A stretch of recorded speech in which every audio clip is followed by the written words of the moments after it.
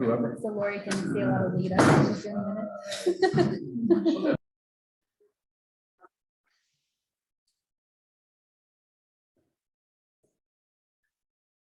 The North Plain Planning Commission for March the 9th to order at 7:01. Could I please get the roll call? Thank you. Commissioner House, Commissioner Cannondale, Here. Commissioner Nennekamp, Here. Commissioner Van Donlen, Here. Chair King, Here. and Vice Chair Labonte. Here. And your ex officio is tonight. There was some confusion on whether it was Rut or which they were discussing it, and I never heard the final, so we have neither of them. It was Butch Kendall called me. Okay. Kendall, and I told him that there wasn't anything on the agenda. So I said, Okay, so he's excused. Perfect, I will mark that. okay. Surprise, we get to do the pledge of allegiance. I pledge allegiance to the flag of the United States of America and to the republic for which it stands, one nation, under God, indivisible, with liberty and justice for all.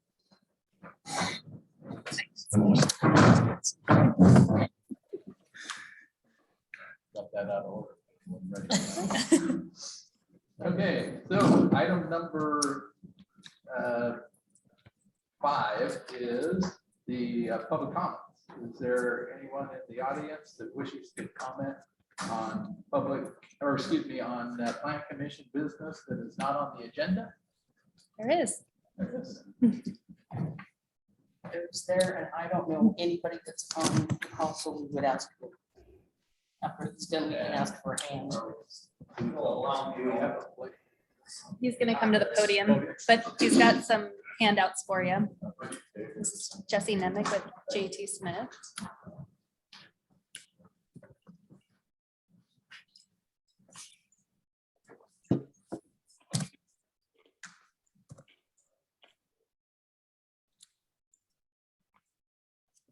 Thanks.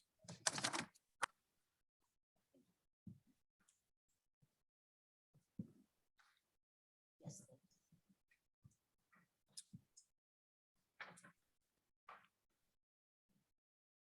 Good evening, Commissioner Chair or King and main members of the Planning Commission. My name is Jesse Nemec. I apologize. It's been a little minute since I've been at the Planning Commission meeting in person. My name is Jesse Nemec with JT Smith Companies. Our office address is 5285 Meadows Road, Lake Oswego. And I'm looking to introduce a project that we'd like to build in the Green Hill Master Plan, mixed use lot phase 1.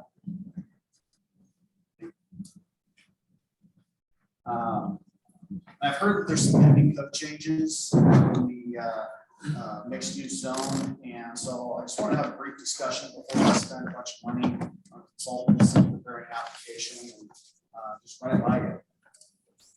I provided you with pretty pictures, as I mentioned, of a concept building design that's based on a tried and true multifamily building that we built multiple places throughout the metro area.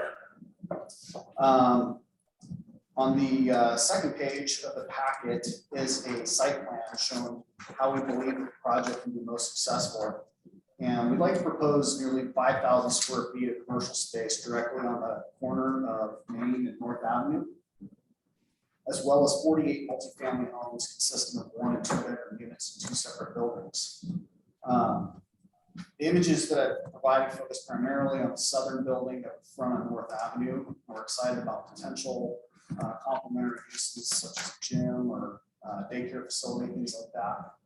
And on the next 3 pages, I've highlighted that west end that would be exclusively commercial.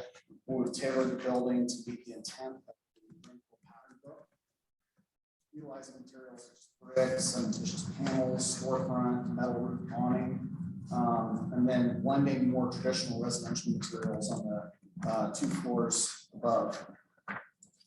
The next page in the packet shows a southern elevation of the building that contains a picture of commercial community center with amenities for tenants, as well as 4 residential units on the ground floor. I've heard that you're looking at making ground floor residential in the mixed use zone a conditional use. And so that's a big part of the reason why I'm here this evening, is I just wanted to talk through this. Especially with some of the limitations about doing that on a site of this size. The first being required parking. The next page in the packet, highlighted in red, is the portion of the southern building that we propose for 4 2-bedroom units on the ground floor. These 4 units would require 7 parking stalls for the city's requirement of 1.75 stalls per unit for the 2-bedroom unit. The equivalent area of nearly 4,000 square feet of converted to commercial use would require 20 parking stalls. At a flex retail rate of 1 stall per 200 square feet, which is an increase obviously of 13 stalls. And site of this size, it's just really not feasible space-wise or economics-wise to try and underground parking. It's just not a reality. Yeah, especially likewise in most of the markets. Also reference the ground floor of the northern portion of the northern building that's shown on the site plan. That's got 4 each 1-bedroom units and 4 each 2-bedroom units. Those would require 11 parking stalls. And likewise, if we were to convert all that ground floor space into commercial retail, that would require 35 parking stalls. And when you're looking at the site plan on page 2, just for a frame of reference on a site of this size, the parking island in the middle of the parking lot is 35 stalls. So to add that many more stalls, just as I can do it. Furthermore, as far as ground floor residential versus retail commercial goes, ground floor is where the type A accessible units for ADA goes, unless you've got elevators in the building. Again, in this market, it doesn't make sense to do elevators. We're trying to do workforce housing, and it's more accessible. So if we were to do all ground floor commercial, there wouldn't be any required type A accessible units required by code for the project. Lastly, I know because it's probably the least important to you or to traditional land use planning, but demand and economics are a real factor in bringing the project to fruition. Overbuilding commercial uses and mixed use developments is a track record of units sitting vacant for decades. Mr. Cadlow, who you all probably know, shared with me that he's got a number of virgin vacant ground floor commercial units in his Billabong project. I've heard that resounded by a number of other developers and brokers that are trying to lease out mixed use commercial space. So, we're proposing to build units that are more attainable for workforce housing, like I said. They're going to be quality units, but not luxury and not the luxury price tag associated with it. And so we're looking at lease rates and pro forma, and we've been talking to a lot of brokers that deal with commercial space, and being that this isn't on commercial, it's not on Glencoe Road, there's a little bit of missing mass that goes along with it. So they're projecting we can be looking at lease rates for commercial space of $20 square foot annually triple net, which equates to roughly the same price per square foot that we'd be getting for residential units. So the economics, if the tenants come, they work okay. If they don't, and we've got these units that sit vacant for a long period of time, we would be sitting in a situation where the project would just barely break even if all the residential units are full, which we expect that they will be. So we can carry our carry costs. So our backup plan, if that were to be the case, is maybe we can convert some of these some of the square footage to storage units. There's always a need for storage retail units, but we're excited about a potential opportunity and building another project in North Plains, and we think this could be a good one. And with that, I'd just love to hear any questions that you guys might have for us, and especially hearing feedback you might have, thoughts on conditional use that we have residential portions ground floor on this project.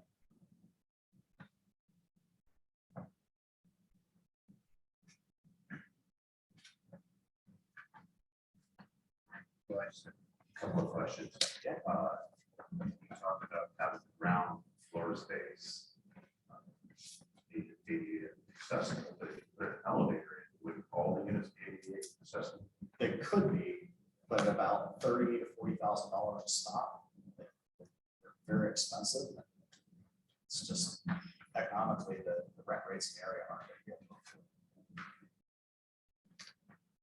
And then the other part of the reason that I noticed that retail space doesn't work in some areas is because they don't have parking. And so the retailer can't have enough business to pay the $22 to $32 a square foot for the space to keep their business open. In a Rico station, the Starbucks is no longer there, and that's part of the reason. I didn't go there to go to Starbucks either because the parking was so full. So that's what we're trying to do, or at least I am, is the parking is the problem, or the space. It's not the space itself, and nobody wants to rent any space, because I know lots of people who have commercial buildings that are doing very well at, but it's always about parking. So, and that's kind of what I think we were leaning towards with mixed use area, at least I was, is that we, obviously you can't rent any space if you can't have clients come, or people, customers come and visit your establishment. So that's kind of where I've been going in this whole project here. Right, and that's kind of where I was trying to get to with the required parking for residential versus commercial. And the pattern book for the Brindle Master Plan, they're talking about elevations that are at least 35, but no more than 45 feet height. You know, and that's forcing you into a 3, maybe 4-story building. You know, so it can't all be commercial, obviously, because you never fit the amount of parking that you need for that. You know, and the demand requirement for commercial retail parking is so much higher per square foot, more than double, if not almost triple what it is for residential. That's kind of where you run out of room. With this layout, the site plan that we've got, obviously, we know that there's a good opportunity in around the perimeter on Main and on North Avenue for some on-street parking. And in the parking calculation we put together, we are assuming that, and we have some leftover space there, assuming that we're using nearly 4,700 square foot of retail. We're under the minimum, or we're over the minimum required parking stalls, and we do have a fair amount of on-street parking as well. But we know that our personal experience with multifamily residentials, we like to look at parking ratios 1.4 at absolute minimum to 1.5, 1.6 is really nice in suburban markets. So we think this layout with this amount of commercial is viable. I think we can get this leased, and I think it would be a good balance of the two. But to try and do all of it as ground floor retail, I think just run out of parking room. Hang on.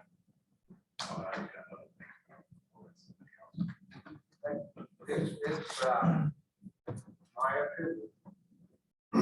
It's nothing like what we envisioned or talked about. We talked about the ground floor, the totally commercial building. That's not it. And the building up there is all apartments. To me, it's you're trying to shove everything onto us. To shove as many apartments or units that you possibly can on a piece of property called commercial. And I think we need to try again. That's nothing but what during all the meetings, that's nothing like what we talked.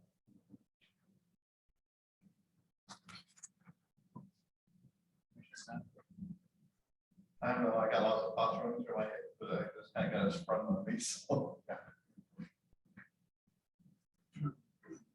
Commissioner Labonte? The only question I have is, does all these numbers, does this all match up with what our changes were that we submitted through last month? I believe so. We've been working towards that.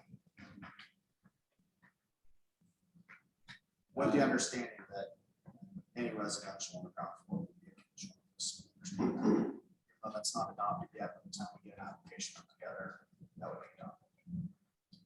And we have had a pre-app, so I do know that the parking numbers and the open space percentages and things like that were looked at. I mean, I can't speak to, I don't think much has changed on here since the pre-app. So Not much, I just, think, yeah. Yeah, cleaned up the elevations a little bit, had some more materials, had some conversations with Drew Catlin. Had a neighborhood meeting. Concern. Access of 3 stories, so. Only 3 stories. I don't think this really hits our numbers for park season though, because we were counting rooftops and such before, but this is the water rooftop or housing units that don't hit our parks numbers. Actually, it does. We counted in for 48 on this site. We did. Is that what the number was? Yeah. For what? 48 units here. The parks in Bryn Hill covers 48 units on this mixed use site. Oh, really? Yep, Okay, yep. okay. And what's our total that we're ending up with at this time? 507, 507. We think it's 507. I'll look it up. And Commissioner Van Dam. I just had one thing. So how close is the park going to be to the parkings where you can park for these buildings? Is it pretty close and people are going to start parking in these parking spots instead of parking near the park and start taking these up? The parking lot for the units is very close to the actual front doors of the tenants. And be assigned 4 tenants and customers of the commercial business. That answers your questions. I believe he's referring to the municipal and the community parks. People Correct. that are in front of those that are going to be served going to this. Gotcha. Actually, we're right on the opposite corner of phase 1 from either one of those facilities. There's a stormwater pond and a tennis facility on the far east end of phase 1, right off North Avenue. We're on the west end of phase 1. And then there's another municipal park kind of on the far north end of phase 1. Again, southwest side of phase 1. Directly across the street on Main is another stormwater facility. So there's even some additional parking in front of the stormwater facility. So we have a lot of frontage for this property that isn't necessarily going to be used by other residents as much, obviously. It's a response. We've got the stormwater pond right across the street.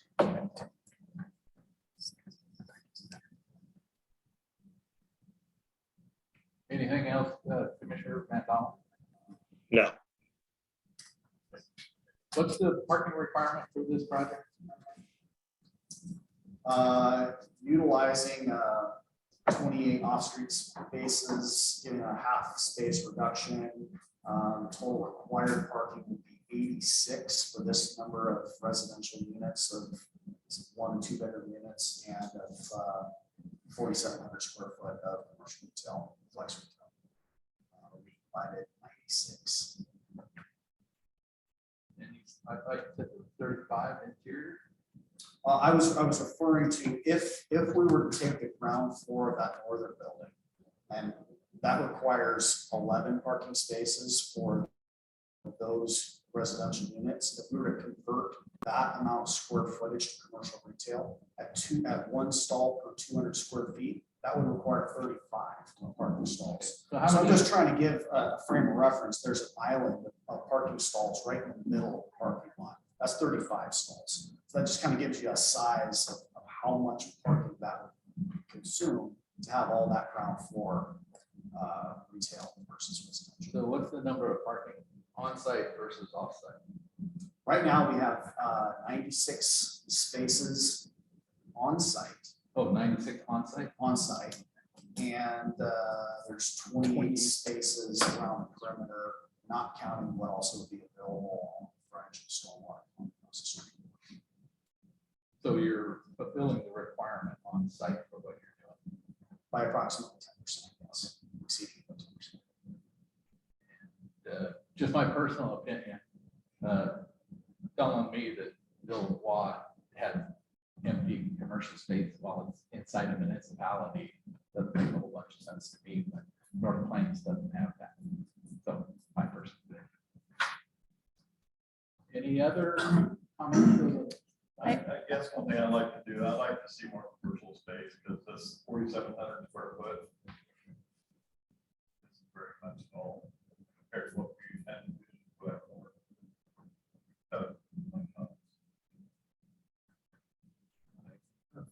Can I just circle back to the question that Commissioner Noonan brought up? The 507, or excuse me, that was Commissioner Labonte. The total number, if this built out with 48 residential units, is 507 for Bryn Hill. That requires 4.89 acres of park. The Bryn Hill site provides 5.15. So they did account for 40, up to 48 units on this mixed use site. So parkland is satisfied in the master plan per code. Just to throw it out too, I would be opposed to doing a workshop and trying to, do some, maybe some modifications to make it work for both the planning commission and for developer. We understand there's economy of scales and those things, but we also have visions of what that's supposed to be. And kind of get the sense that it's not what we thought it was going to be. So if we can maybe do something like that, and at least help us get in maybe a better position. The scheduled work session like before your April Yeah. meeting.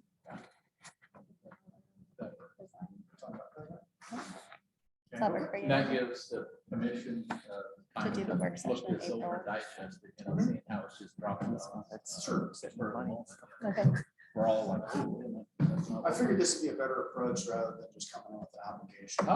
Yeah, I think so. I think you're right. Okay, Okay, I appreciate your time. thank you.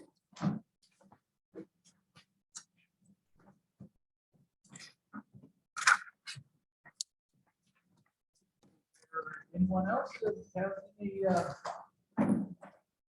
comments for the planning commission that's not on the agenda?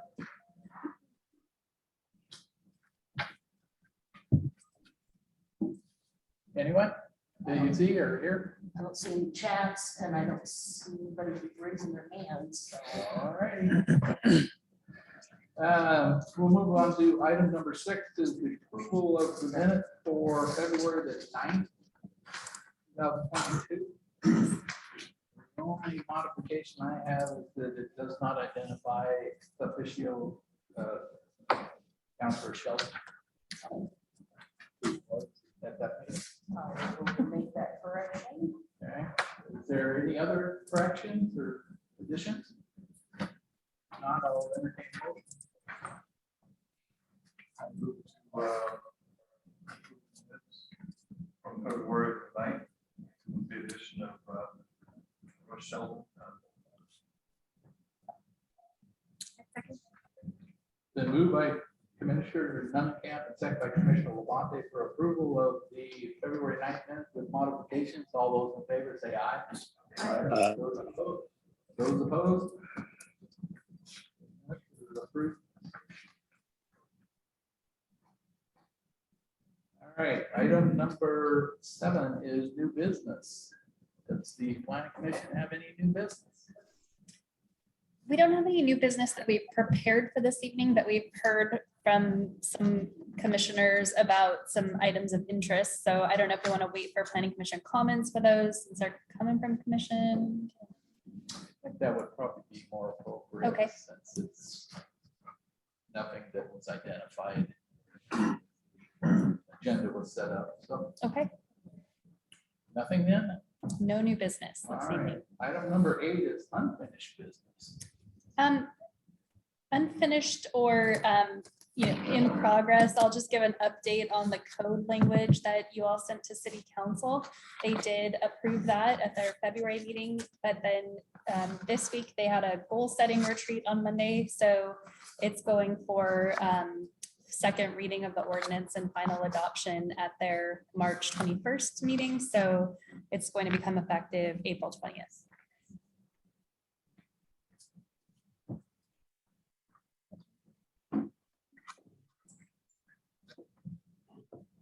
That's it for unfinished business. Okay. The unfinished business. Okay. Move on to item number 9 is the land use applications. Tuesday report. And on this one, I'll note there's not a 3J monthly report because there wasn't a council meeting. So those are prepared for the first council meeting of the month. So there'll be one in the next council meeting. You're saying we're not good enough. We're not directed to provide them directly to planning commission. They're, What if I'm correct? I have to be directed by the person who pays the bills. But you can certainly talk to him about that. Oversight. But My then my there's- apologies. Yeah.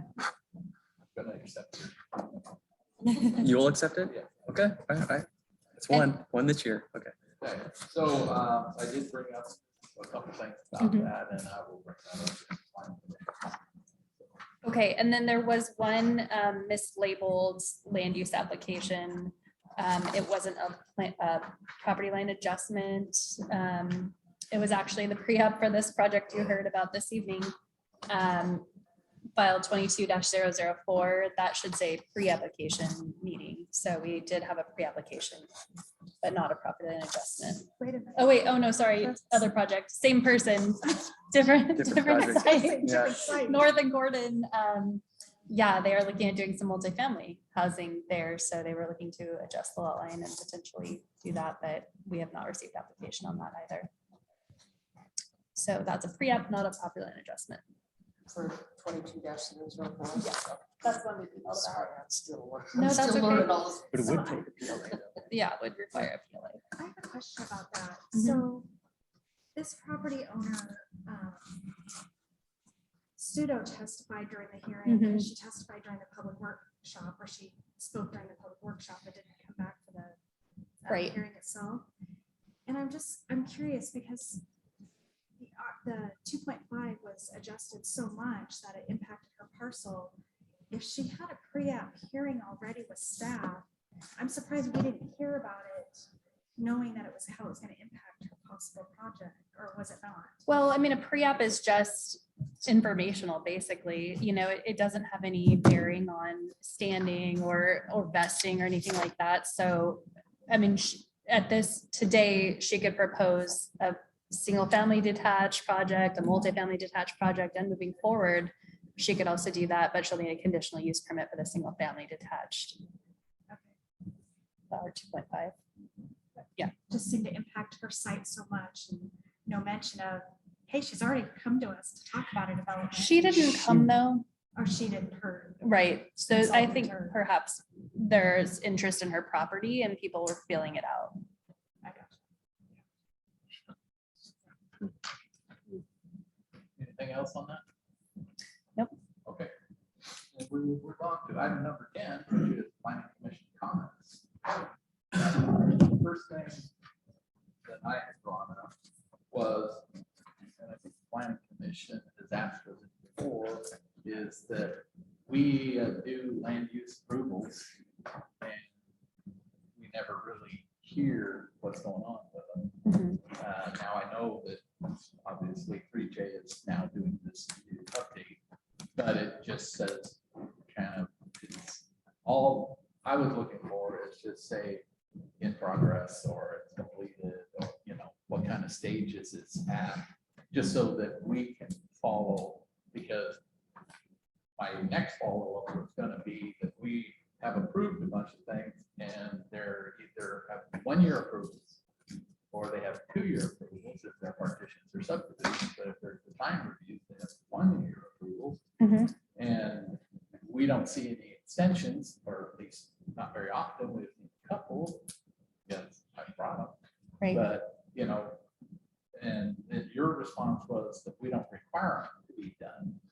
Not completed. You just have to have substantial construction on the site for the code. Right. Some, I mean, seems to me that some notices of decision are written a little different than others. For instance, all conditions must be completed within 2 years. Or, but it says it must be completed in 2 years. I got The you. So design the, approval is void after 1 year. so I think, Unless, but, and then you get into well, substantial construction. Then somebody has to determine what's substantial. And then the other one says, provide assurance otherwise. Mhm. I'm not sure what those are. So we're just following up on, you know, hey, whatever happened to that land use decision that we made, and we Yeah. don't see the project, it's not done yet, and that was 2 years ago. Or 3 Gotcha. years ago.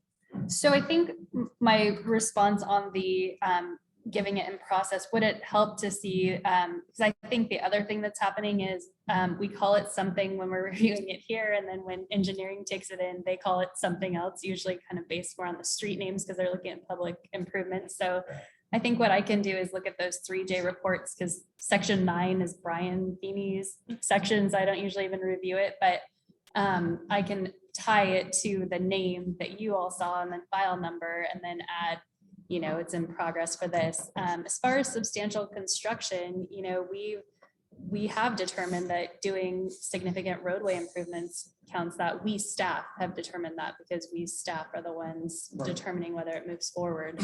Well, then that would be, you know, important to us to see a running ledger. Yeah, We just substantial say, oh, construction here- occurring. yeah. So. Yeah, and Here's when it's, you know, it was good for 1 year. Yeah. But they've done this, so it's still. that's how they active met the kind of goalpost. thing. Yeah, and then I think the third thing is just, I need to write the conditions better, make them sound more like the code. I think that the Well- conditions are not written clearly if they're saying different I things. can't ask you to do that because, you know, you don't. want to- Well, Sorry. I can hear what you're saying and say on my next report, I will make sure that the expiration conditions reflect the code language that's applicable.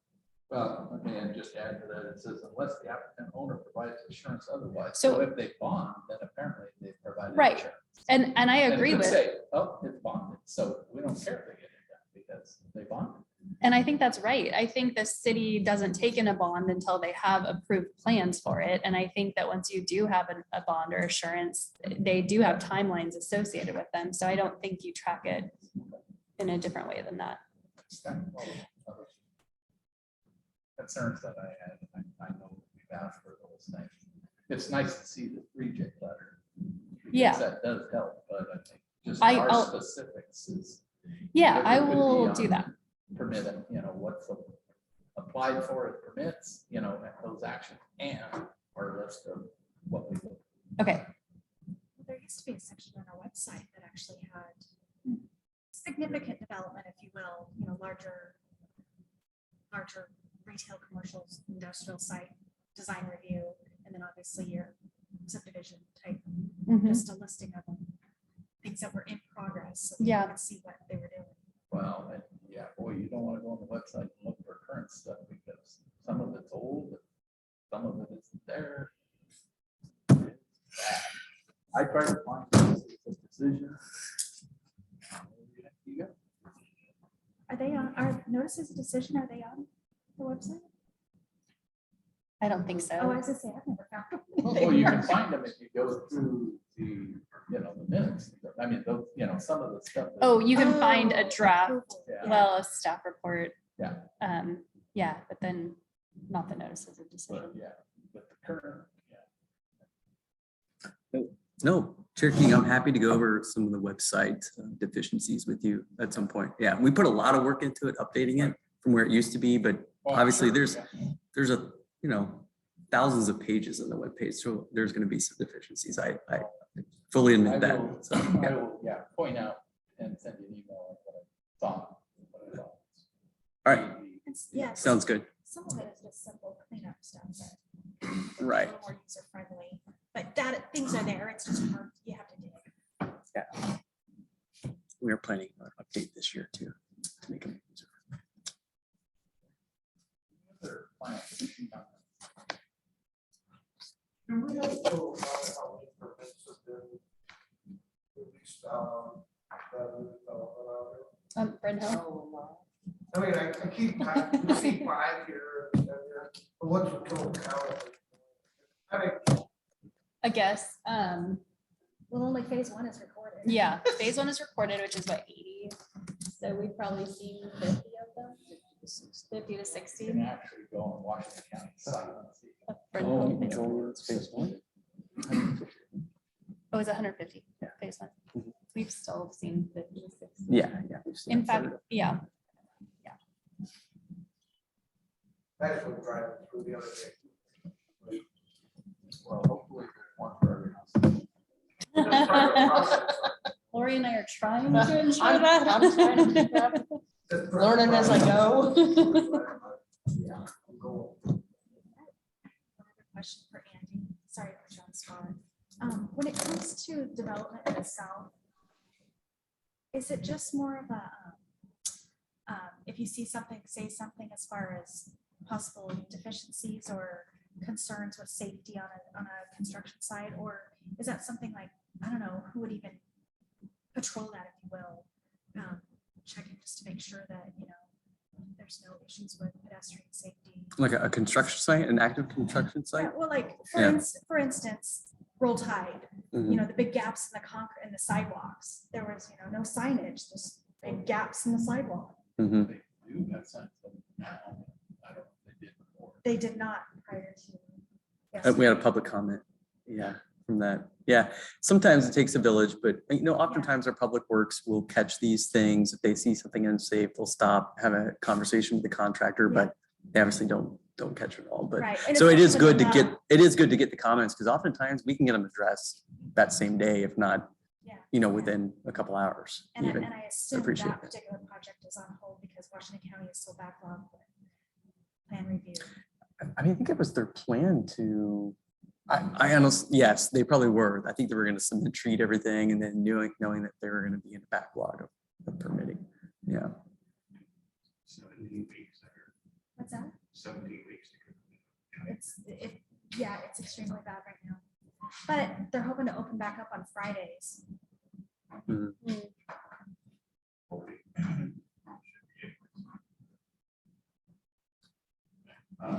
So I just had a comment about I brought Andy some drawings, or not some drawings, but some pictures I took at Westland of a really cool project. Actually, it's this shape, I think. And it isn't 3 stories, but it's 2 stories, and it has a lot of parking space. And I only spent 10 minutes there walking around, 15 minutes maybe. And I didn't see one commercial space in about 5 blocks that was for lease. They were all full businesses. And I believe it was living space above. It looked like it, but I didn't go up.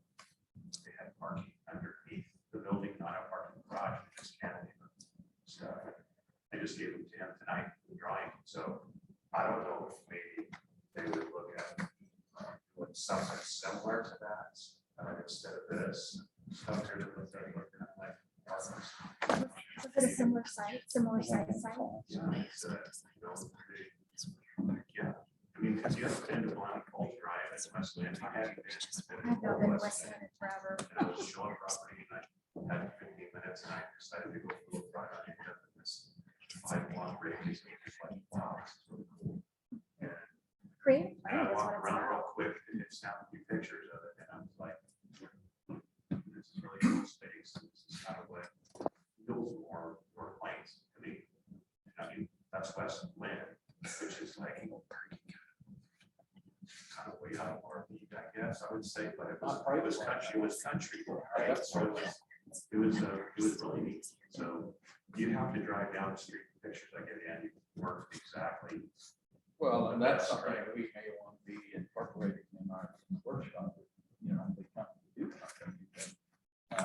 I know, just to go right along with that, is the city has been, you know, talk about the downtown core and doing commercial and the apartments above, and they're doing a lot of cantilever parking. You know, have commercial in front of it and have housing over the top of the cantilever parking. In the back of that. Where growth has been. Yeah. The other side, they're all- It's all cost, you know, cost And then you effective. bring me an apartment building. Yeah. That's what I see. But it's pretty much what it is. Apartment house. But the other thing is, you know, an elevator is $40,000, you got 48 units, $1,000 a unit, right? To be able to have handicap accessible to all units. Seems, especially what seems pretty cheap to me, right? Compared to some of the other costs, I mean, numbers going up, so what they could hear about that. So anyway, I just thought maybe, I didn't bring it up, I kind of forgot about it until after it's gone. I'm sure they've been over there for all the time, seen it, but I didn't see anything in space. Plenty of parking. I was around on Saturday, people all out on the sidewalks, having coffee, breakfast, all kinds of cool stuff that's going on downtown. Me downtown. That's like having breakfast. What was the name of it, Lonnie? It's one of Willamette Falls Drive, West Bend. You have an address. we can drive it or something. It's in one of the photos. Address off one. Oh, good. Google Maps is your friend. These pictures definitely don't do it any justice for if you drove through there and checked out, you got to go behind it too, so. So I have to tell you something fun about it. At the holidays, they have their lights and their trees choreographed to music. So you're coming down, you're listening to music, and the lights are blinking to the music. It's pretty cool. But I will also tell you that the public works director wanted to put a sparkling water fountain in, and that didn't make the final cut. I wanted to put a water. fountain. Sparkling water coming out of the top of the fountain. Yeah. Wow. It's crazy because I just came in from the backside. I didn't even know there was such lights, right? So I'm just coming through a residential neighborhood, they're all sitting there. Yeah, Wow. it's a really neat stretch. It's very- But that's how you implement mixed use within residential. That's a commercial street though. Oh, is it commercial street? Yeah. Oh, I thought you said it was driving residential. Well, he might have been driving residential to get there, but Willamette Falls Drive is like a commercial district street. Yeah. It'd be cool. It would be a street cool downtown, cross section, like, though. Yeah, Wide sidewalk, commercial. bike lane Yeah. separated by parking. yeah, and our, I mean, I believe our long-term vision is still to have commercial from Commercial Street go up, Main. Well, that's what I did. That's why I brought it So, in. yeah. Kind of would fit the theme. This- We get control of this meeting. I was waiting for you to get that talk. Now you really can hear. Are there any other planning commission comments? All right, do you want to cover what Heather Lamonte brought up? Sure. In planning commission comments or under staff comments? Oh, I mean, do you want to bring it up, Commissioner Labonte, the email you sent this afternoon? Well, I had sent an email this afternoon, basically just asking for, I was looking for direction for next steps for code amendments.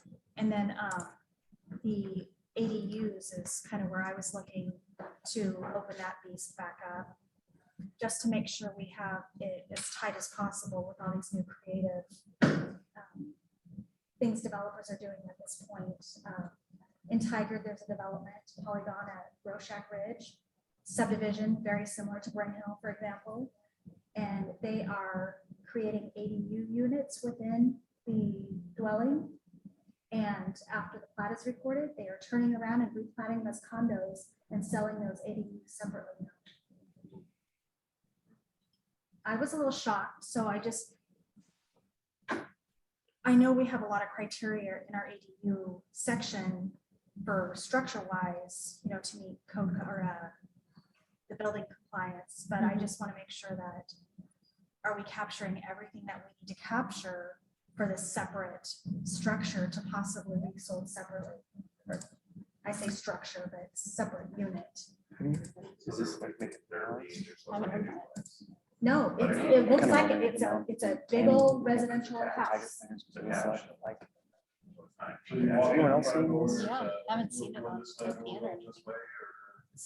Some of the plans were, there is a door on each side. So one is more hidden back, like it's the 80 unit going in.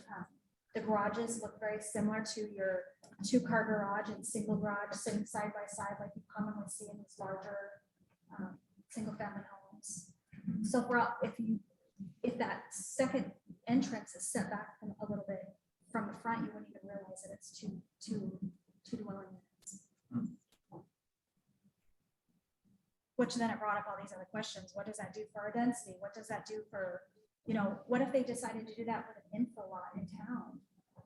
We wouldn't be capturing any street improvements, sidewalks, things like that.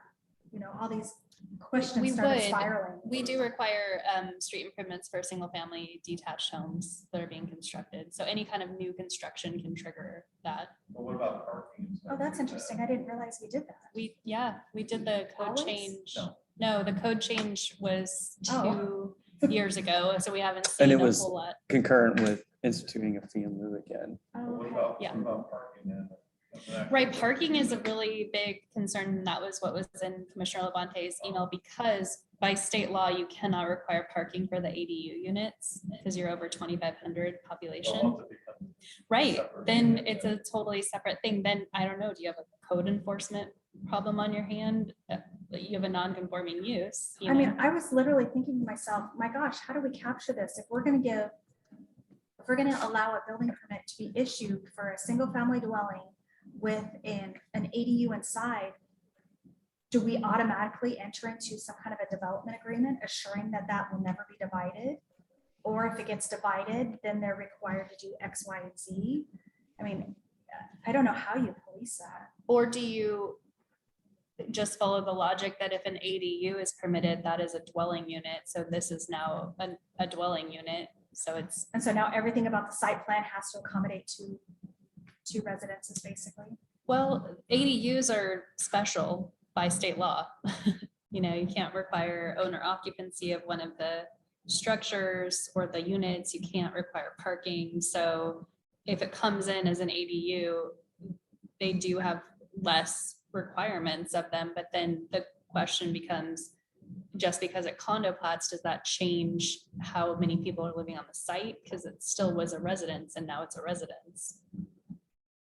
I would say yes. Because then it's not an ADU. anymore. Right, no, Exactly. I know. Nobody but- else, yeah, nobody else can say you can only have, 2 people in your home. Now they're gonna bring the whole family and, Oh, well. whatever maybe. could be possible. They can't, so for a detached, they could be, we'd have to come to the city to do that. That would. Condo plats, they don't go to the city, They go to the state. They go to state. directly to the state. The city has no sign up on it. But if somebody don't want to, if you live on your backyard and you want to be like your property, then. Well, you'd still condo plat it because you wouldn't meet minimum lot sizes, assuming you're built to your minimum lot size for your lot and you're just putting an ADU on there, and then you wanted to go condo plat the ADU, whether it's attached or detached, the city would never see it. That's my concern. So I just think Yeah. it would be good to. make Condo sure- plats are actually really pretty rare in Oregon because of laws and things. You don't think so? Not by the compared minute to that other- come through our well, apartment. Compared to other states, we see it. Polygon does a lot. Mhm. Polygon does a lot of condos. They've figured out their formula and they're going Yeah. for it. They figured out. Well, how's Tiger feeling about this? I don't know. I haven't. Yeah. talked to them. Probably gonna do an ADU moratorium. I think that's something that, yeah, we definitely want to add to our list. Especially once we start opening. more Mhm. code. Yeah. All right, any other planning commission comments? Maybe I'll have one comment for Andy. The They're so planner, popular. yes. Things kind of getting under control with the commercial 311 garage there, automotive garage. With all the new Trying. signage on the side of it. What's that? All the new signage on the side of it. Yeah, I mean, this is a civil matter, so I'm not gonna discuss too much, but I'm working with the property owner there on some things and hopefully sooner rather than later, the whole situation is resolved.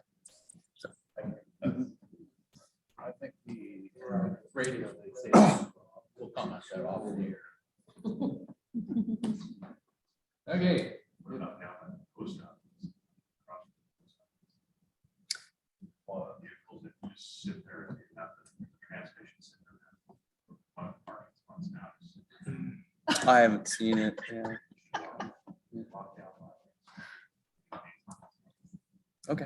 I would just take the Cadillac converter, they took the whole car and sold the all right, we will now move on to item number 11, staff comments. I don't have any. I'll let If you. you want to just send out an email about different things, you didn't need to comment on that. Oh, Different just items. responding.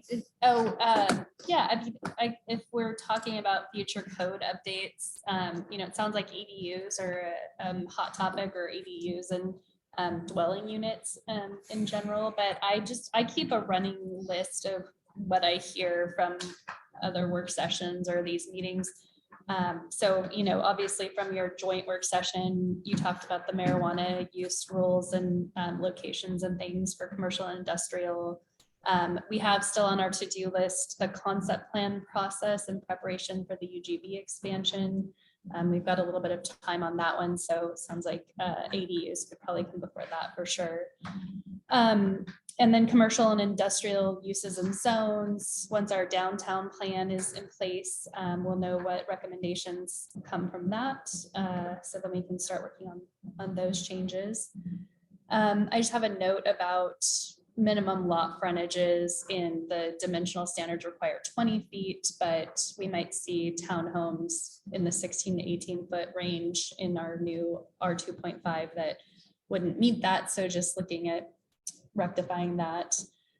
Parking in parks, came up, like how we address that. And I revisited our phase 1 UGB report with that thought in mind. And really with our parks master plan numbers and our number of residential units proposed or planned for in the UGB, we're looking around 23 acres of parks that are like prescribed by the parks master plan, but knowing that we want to go after a 20+ acre community park and then still have other neighborhood parks, we built into our UGB phase 1 report 40 acres for parks. So I do feel that that additional 17 acres would accommodate any parking we want to see in those parks as well, because it is quite a handy buffer that we put in there. But in order to do that, we might want to talk about standards for parking in parks before. Okay, I could see that when you're running a larger park like this. Yeah. 30-acre park, but you get into these 1 to 2 acre parks and they don't supply any parking whatsoever, and they say, well, you got to park in the neighborhood.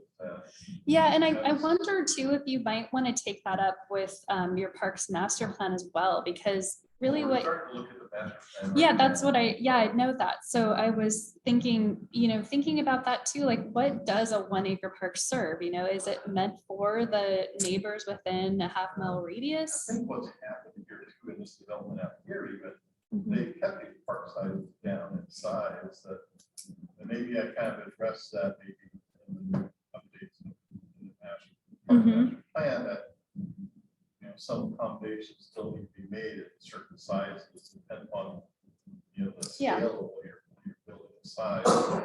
And At a minimum, that's what I was just gonna say. at a minimum, You and the ADA topic came up, yeah, right. how we address that. So that's on the list. And I think it comes in conjunction with your parks master plan and pre-UGB expansion. You just kind of figure out what you want it to look like for the new areas. The other thing we talk about with parks is we don't want people to park around them because you don't want them to. Right. With, kids running out of the park, but yet they gotta park someplace else. So parks themselves should have parks. Our, Parking areas, yeah, like do a section at the end of it, have it all nose in parking or something, so you can accommodate more instead of just trying to park them across Almost the like what we street. see right here, this make, Yeah, right? yeah. There's a section A little section for, to go to the park. Are you engaging a consultant on your parks master plan update? Or are you guys doing it in-house? We're not doing. Oh, you're not Necessarily, updating. no. The Parks Board is just looking This at is the it. review. Yeah. Yeah. I was just thinking. Yeah, 'cause- we're spending enough on EOA, HOA. Right, right. I- UGB, Totally. comp plan. I was just Parks don't bring in a lot of thinking, you know, living in Southeast Portland, we have parking around all of our parks. So it's not considered a concern with those parks. So I'm just wondering if someone We'll go to somewhere. Selwood Park, and the only parking is on that far corner. Yeah, Everything else is on street. yeah, yeah, exactly. But actually not on the park side because it's too narrow. Yeah, But it's it's up there by a- the baseball. field, right? Yeah. By the river. So more on that. And then I have some zoning map updates on the to-do list, long-term. Once Bryn Hills plats all record, you know, we should go back through and make those parks IPU, parks and water quality facilities and things, just to cover that. And then I have a public works policy discussion item for the traffic roundabout at Glencoe and West Union. That came out of the joint work session discussions, but that's not necessarily a planning function, so it's the bottom of the list. So it's not really the planning side of things. So I have all of those. I just keep a list of what topics you guys could discuss in work session. I hadn't taken on starting anything new because we're actually still developing the code ready or the adoption ready code language that's going to council. We have to take out all those track changes and get it all put into the final formatting, which I think is done. One of my colleagues is doing that work, but we didn't want to start a new code project until we closed out this one. So I think what I'm hearing though is keep this list going, keep adding to it as we have items, listen to the Bryn Hill or have the interactive Bryn Hill work session in April, and then maybe in May pick up ADUs as the first item to talk about, or maybe ADUs and something else if they're 30-minute kind of discussions. How far along are we on the commercial industrial stuff for the downtown? The downtown plan. Where are you on the downtown plan I mean, is project? it like a year out? Is it like? No, it'll be, there should be, you know, any code recommendations by late summer. So are we gonna, so is a thought to just push through a few at a time, or do we want to bundle them up, you know, several like we did this last round? And do those, because that's how I was thinking for, you know, we're gonna meet, we might as well. Yeah, do like a you could, workshop on several of them. maybe you and do go ADUs through. and marijuana uses or something like that, kind of take on two. Did council was okay with moving forward? We're okay with you talking about it and putting something, you know, putting some thoughts to it. That was the impression Maybe I what we got. do is set a specific amount of time for this discussion, and then from there, then we, you know, talk Anything about, else? that way we don't have run over on something new, to continue on the stuff that we want to get done. Yeah. If that works. Yeah, I mean, you could do your hour work session 6 to 7 and then have work Half session hour, continue. Yeah, and then continue on with something else. Mhm. That way, we're at least getting something done that we have on the list of things to do. Just give them 30 minutes. Yeah. Max time. I got a comment. I think what happened to us, we're talking about parks and parking, in this particular development. When I hear the word master plan, I hear houses in this space, the driveways coming from the front, not the rear. It's a design stamp, this is how it's gonna be. But that's not what happened. We got a colored, and they started moving houses on us. So they came to us, they said, we want our front lobe of the street, not the rear lobe.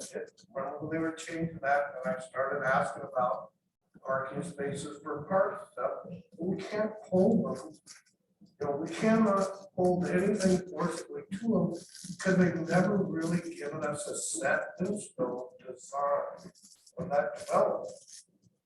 And I think that's where we're getting hurt, because we can't say, no, those are parking spaces for parks. That's what you said, you designed it. Now you want to change it to a front loaded house, not a rear loaded. So you're taking away, so we have nothing, no resources to come after and say, no, you can't do that. And I think it needs to be set in stone where you're gonna develop this development, let's see where the houses are. A master plan is a master plan. It's not an addition. It's not something that we're gonna change as we go. It should be set in stone. This is how the houses are gonna be. That's the way I look at it. But it's not. They just keep rolling it as they go to see how many extra houses they can tuck in. I think that's what hurts us. Well, I think the idea of putting parking within the park, making sure that that doesn't take away from park square footage.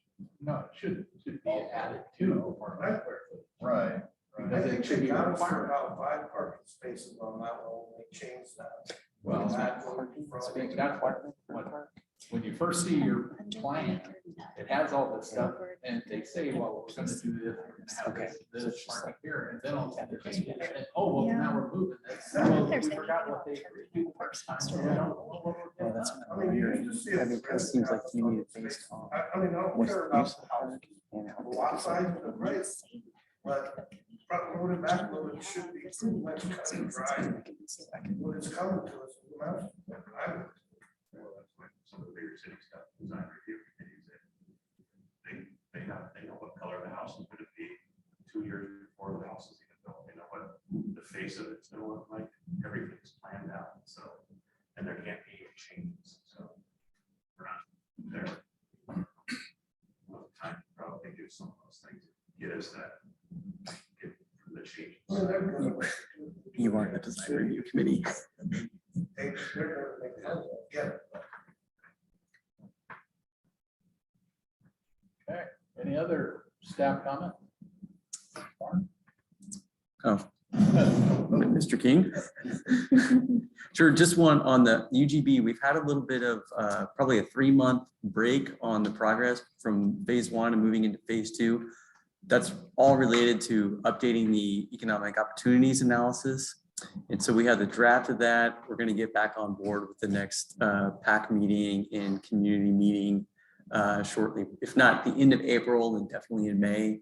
The EOA looks a bit different, and it's trying to position North Plains to attract some industry and be part of Silicon Force. So there'll be more coming on that. With the downtown plan, there's going to be a community meeting downtown on April 12th.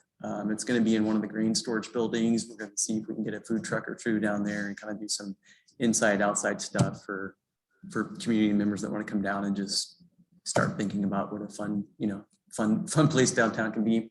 Around that same time, there'll be a community survey too, seeking some input. Those two will kind of go together. Yeah, maybe some shaved ice too.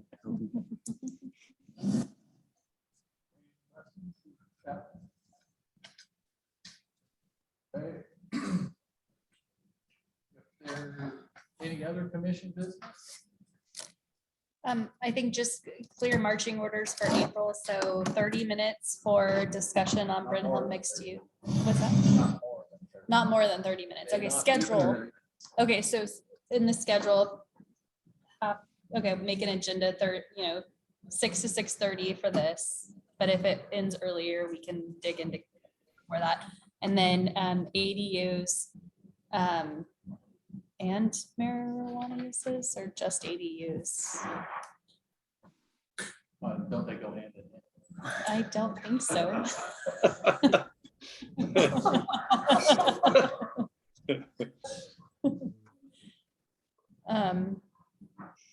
Well, what is the goal of marijuana uses? Maybe someone can remind me what that's of this particular planning commission Might be topic. too young.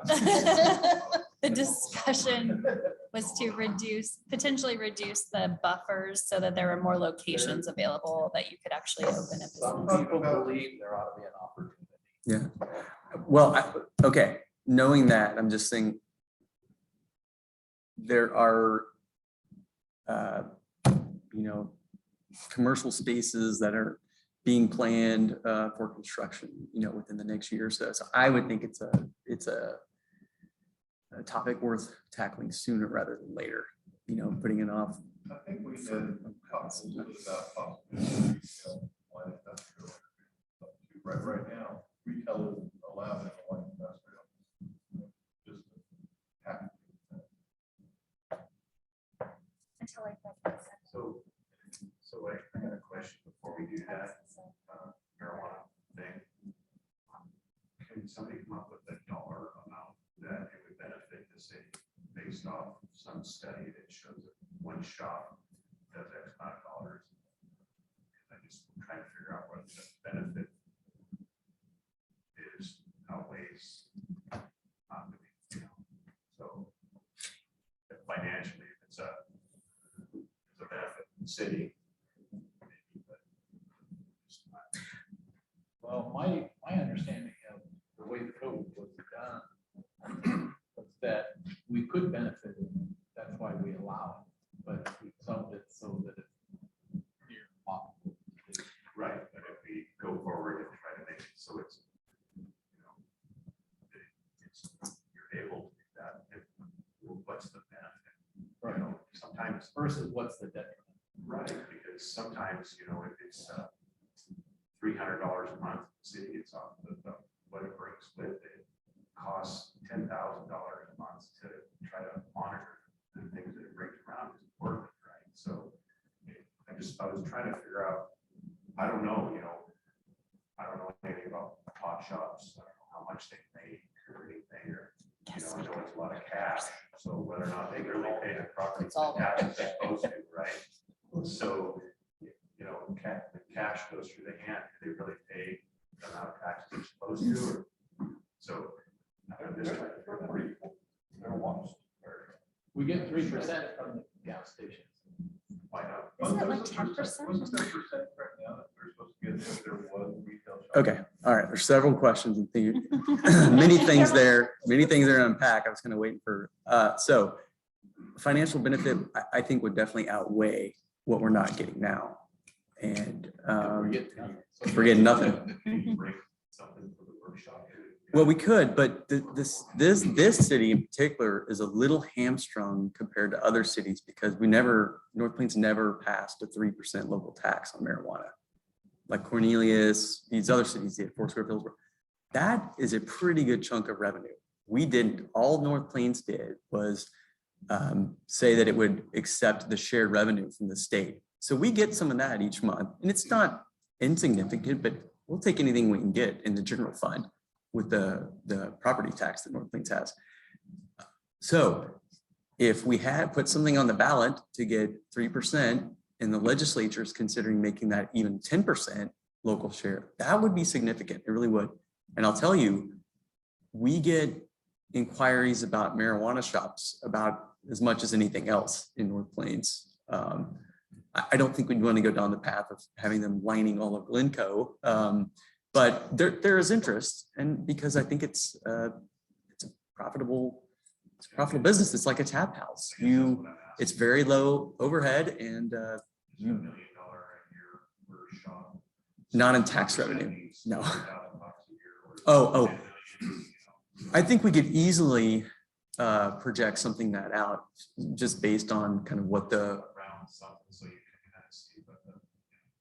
yeah, like I said, we won't get anything. We won't, at this point, us having a marijuana store in North Plains, all it does is contribute to the state's shared revenue allocation that would eventually come back to us. We have no local tax on it. So that's where We haven't we would changed get the zoning yet. So perhaps that bond or. the Yeah, measure I mean, of what we can allow. yeah, we could pass a ballot measure, and I mean, there's nothing here, but it's just in the eventuality, because I would say once we add acres through the urban growth boundary and all that stuff, there will be ample commercial space, and I think it would happen. So Already authorized moreover that lease to monitor the things that are going on in town now. So it's like, I know it doesn't always bring that thing, but it does bring a percentage of that. So I'm like. it could, but no worse than alcohol. I've had many conversations with police officers. Marijuana is not the worry. They're usually the cleanest frontages when you drive through retail areas. Yeah. They don't want any problems. I've never been in one, but the outside's different. Buy it in a pawn shop anyway. Because they don't want to build a house. I think just like any business, you'll see someone try to break in every once in a while. I think if you get that any just curious. Apparently it was something. Something like that. I'm sure OLCC has some reports. We could probably do some estimating, but again, without a local tax, it's hard to land on it. That'd be a lot easier. Well, we could figure that out, what it would be. Yeah, we could take a basic shop in does X dollars and extrapolate from there. So yeah, we can get you something around there. I would be a little bit hesitant to go forward on that if we don't have the outside elections. Because, I mean, are we thinking it's okay to zone it in the current city limits, or is that something we want to wait till we do expand? That one's, I would go either way, but I'm happy to bring the I topic wanna up to make them sure just because I think we did talk about that. That in was at the joint work You session. said this is something the planning commission is. Yeah, Right. yeah, I just don't Now- want to move forward and then have them just squash everything we just worked on. yeah. Oh, we're used to that. So I'll bring this up with them too. Lori, don't let me forget that, okay? The next meeting. Comments for staff? So again, the April meeting Not is more than a half an hour. not more than half an hour of this, and then Could what be happens with less, the other could be half? less, Okay, but what, not more. just tell me what happens between 6:30 and 7, No, it might be earlier. Is there anything or else? whatever, but on the The agenda. comp plan process, is that on hold until we get other ADUs and items? ADUs and marijuana. In marijuana, ADU and J. ADUMG, J, J. and J. So, Marijuana place in your backyard. Okay, We still have to deal with schools and Maybe we'll things do like that. ADUs so- first. okay, ADUs, and then MJ. Got it. The concept plan process, we should move forward on at some point, but because it's, it's meant to be in place for UGB, we have time. I'm Yeah. just So trying to what's think our of things that are projected? I mean, has that moved back now? a little It bit? hasn't moved back. We are gonna move forward with the UGB process. Having the new EOA does impact our analysis for the phase 2 for the ESEE and also even our phase 1, projections for acreages and things like that. So Steve and I need to do a little more work on the Consider reports. uses, Uses, fixed uses, and industrial. well, I don't know if we get to that level of detail with the UGB report, but yeah, it's in the EOA though. yes, yeah. It's very detailed in the EOA. So long story short, I think we said late April, early May for the next UGB meeting. Mhm. Steve is working on putting together a revised schedule right now. DOA before all this stuff comes down, we move through it, or is it just we wait until May when we have a meeting? Well, we're trying to wrap up the draft and there's a meeting next week to try to get there to make it polished and ready to distribute out. Yeah. Yeah. Oh. Okay. Okay, anything else, staff? April, I'm just kidding. No, We got it. I just wanted to make sure that I was, and, who knows? If you have someone else, I'll be working with that person to That'll be on the Have- 13th, April 13th. which is yeah. a reminder of our next regular planning commission meeting. Workshop at 6, regular meeting at 7. So if there's no other commission business, we'll adjourn